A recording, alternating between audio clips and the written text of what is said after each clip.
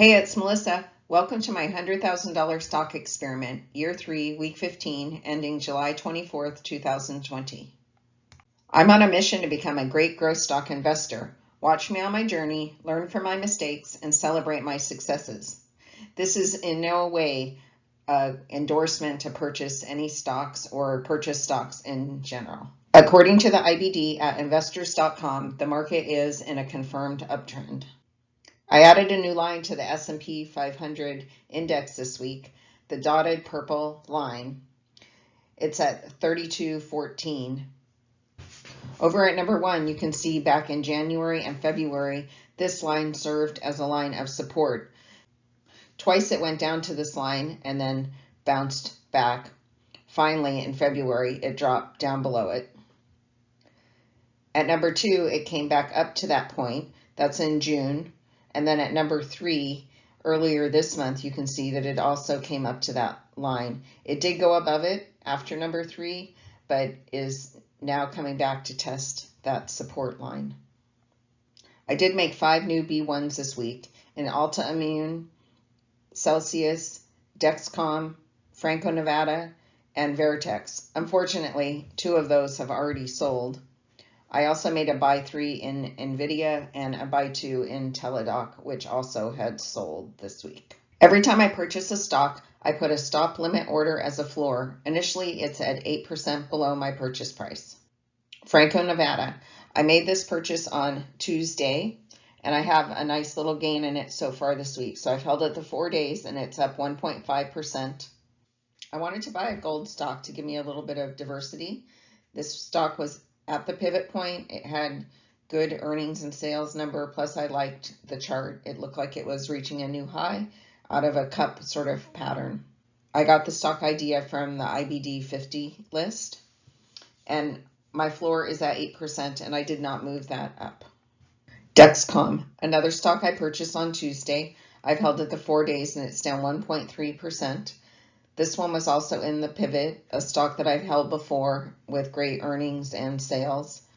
It was on the IBD leaderboard, which had a free trial last week, which I checked out and I liked. And I did leave my floor at 8% on this. Celsius Holdings, I bought this stock on Wednesday and I'm down 2.5% on it.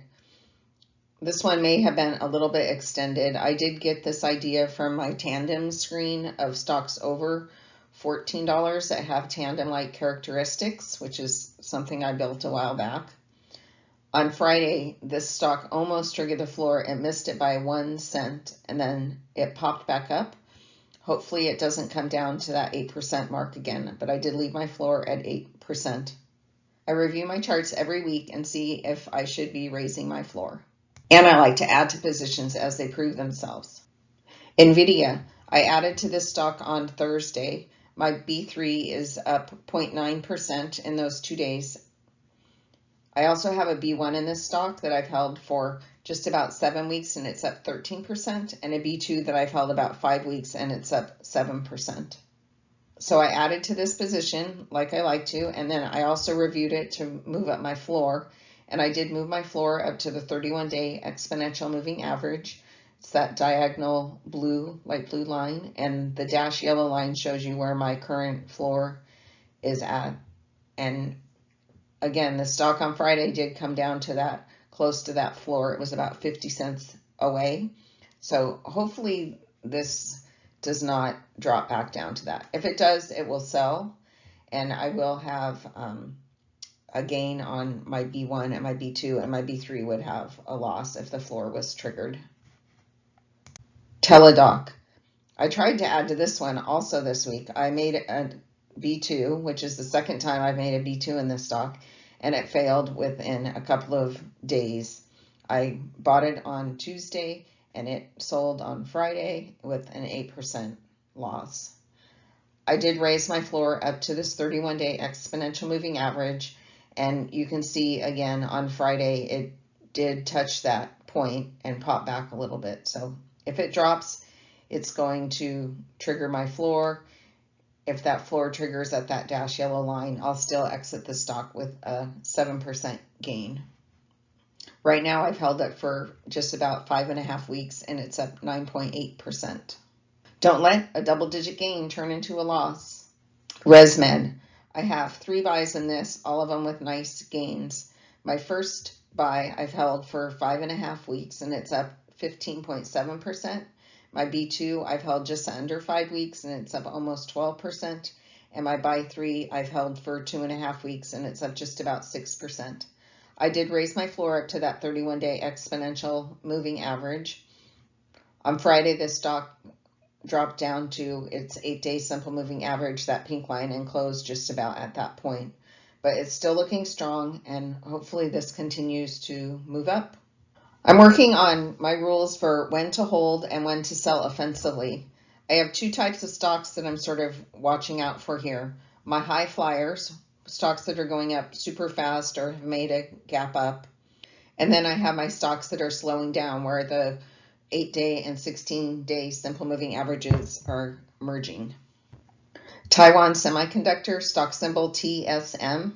This had a big gap up on Friday with huge volume. It gapped up because Intel missed its product cycle. AMD also gapped up, which is a competitor. The question is, where do I put my floor after a huge gap up day? For this stock, the 8-day simple moving average, that pink line, seemed like it was too low.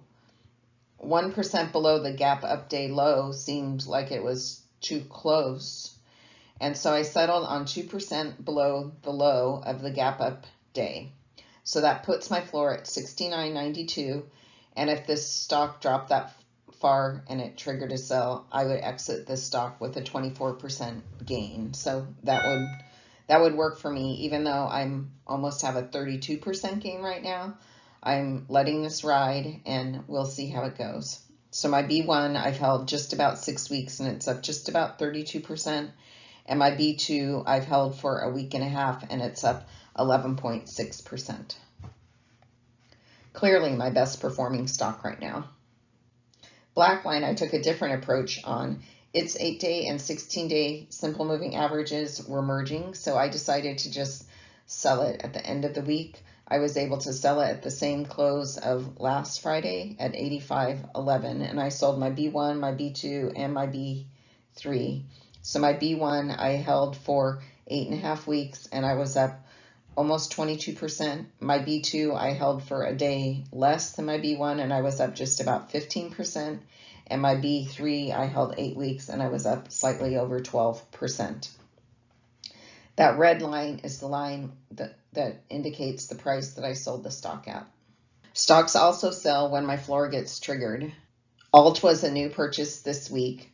I had owned it before down at number 1 and made a nice 50% gain and then some small losses also on it. So I wanted to try the stock again, but it's extended, it's super volatile. Probably shouldn't have bought it. If it would have gone up, then it would have been a good buy, but it didn't. And I'm going to watch for another volume spike here and a better buying opportunity. So this is a stock I might buy back in the future. Veritex also triggered a floor at 8%. Another purchase that I made this week. So I held it the 1 week and lost my 8%. So this week I sold one stock that I had held for a while, my Blackline, and then I one B2, the Teladoc, and then Alt and Veritex were 2 new purchases that I bought and sold in the same week, which is painful. That leaves me with 7 stocks. My current holding bar chart shows each stock. 1 bar represents each week that I've held the stock. Over on the right-hand side, it's super easy to see that TSM in the yellow is my best performer. ResMed RMD in the middle with the lilac color. That one is also going up nicely, not as fast as TSM, but it still is making a little progress each week. Teladoc seems to be falling apart and Nvidia is going sideways. The 3 bars over on the left-hand side are the ones that are my new purchases: CE, LH, DXCM, and FNV. I also look at the weekly percentage change each week and sort with the losers on the top. The ones in the red box are ones that did not beat the S&P for the week.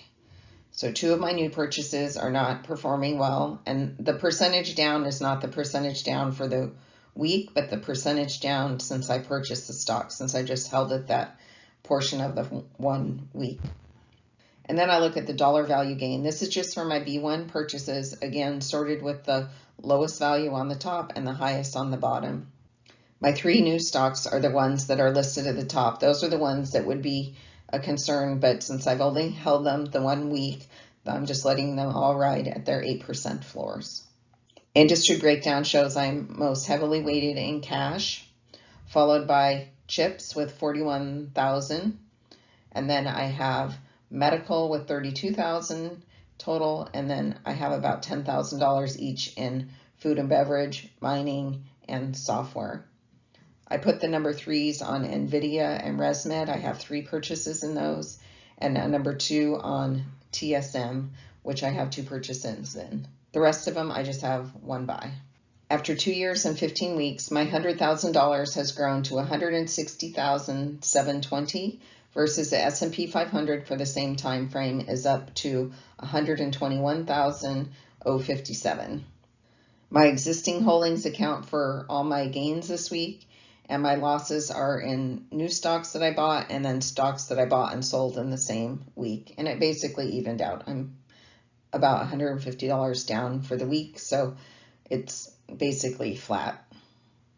Down at the bottom of this chart, the last line is showing you the data for July 24th. On the right-hand side is the Melissa method, and the left-hand side is the S&P 500. The weekly change for the S&P 500 is down 0.3% versus the Melissa method, which is down 0.1%. My experiment starts mid-year. Year 3 this year started on April 11th, and the S&P 500 for that time frame from April 11th to now is up 15.3% versus the Melissa method, which is up 11.1%. That's shown in the yellow. Thanks for watching. Keep an eye out for my next episode, or better yet, subscribe to my channel, The Melissa Method. Don't forget to hit the bell if you want an alert when you post a new episode.